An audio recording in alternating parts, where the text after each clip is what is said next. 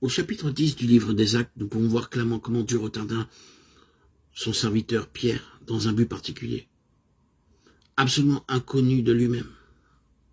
Dieu préparait en même temps un homme à Césarée, nommé Corneille. Lorsqu'il apparut à Corneille, il lui révéla l'endroit exact où se trouvait Pierre, et lui ordonna d'envoyer des hommes pour aller chercher Pierre. Ainsi, du verset 8 au verset 10 du livre des Actes, nous voyons le plan parfait de Dieu s'accomplir.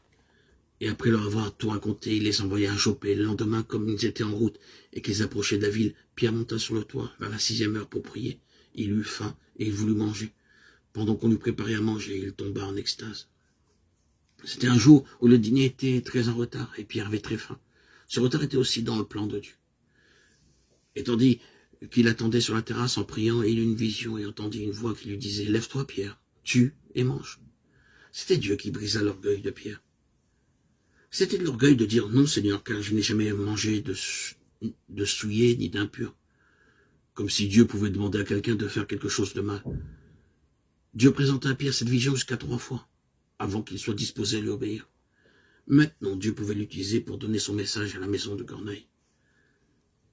C'est ainsi que Dieu dut préparer Pierre avant de pouvoir l'utiliser d'une façon plus complète.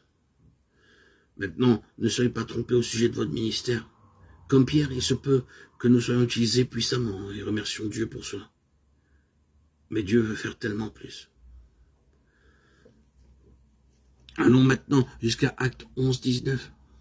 Ceux qui avaient été dispersés par la persécution survenue à l'occasion d'Étienne allèrent jusqu'en Phénicie, dans l'île de Chypre, et à Antioche, annonçant la parole seulement aux Juifs. Les gens ont dû être dispersés afin qu'ils apportent la vie du Seigneur Jésus-Christ où ils allaient. La barrière était qu'ils donnaient la préférence à la communauté juive et qu'ils négligeaient d'aller plus loin dans le camp des gentils, des non-juifs. C'était une persécution qu'ils avaient dispersés au loin. Ce fut par la persécution que l'évangile fut apporté aux Grecs à Antioche et par la famine que Dieu déplaça le centre de Jérusalem à Antioche. Dieu montre qu'il ne veut pas rester lié à Jérusalem, même si le travail commença là, même si les apôtres et les autres braves gens sont encore là. Il n'est pas dépendant de l'argent et des talents de l'Amérique, de l'Angleterre. Il n'est lié à aucun pays. Il peut déplacer les centres, et il les déplacera, jusqu'à ce que nous soyons amenés dans son plan.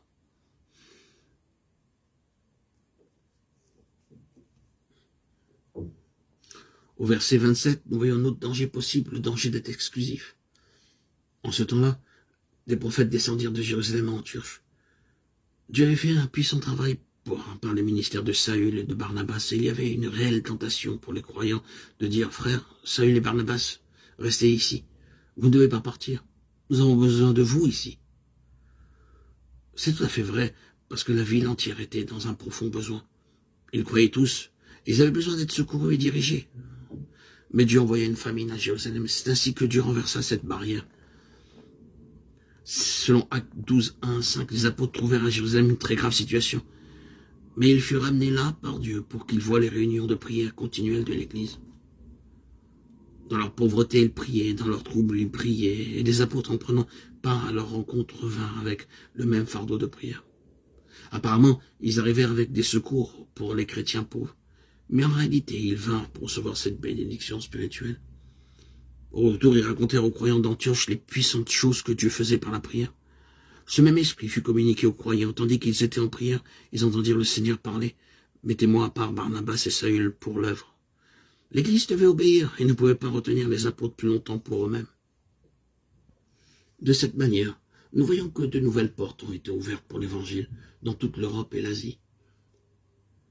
Beaucoup d'hommes de Dieu sont retenus dans des positions par des pressions humaines, par des raisonnements humains, tandis que Dieu a pour eux un autre travail à faire.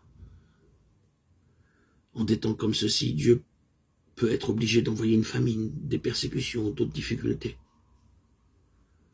afin que nous nous mettions à genoux et que nous soyons obligés de prier et que nous puissions aussi l'entendre dire « Mettez-moi à part un tel et un tel pour l'œuvre. » Maintenant, s'il vous plaît, étudiez les 28 chapitres et vous verrez les apôtres et les croyants vaincre 28 obstacles sous la conduite et avec la force du Saint-Esprit. Finalement, les dernières paroles du chapitre 28, personne ne l'empêchait, montrent parfaitement que chaque barrière fut renversée. Les montagnes s'ébranlèrent devant sa présence et les croyants sortirent triomphalement.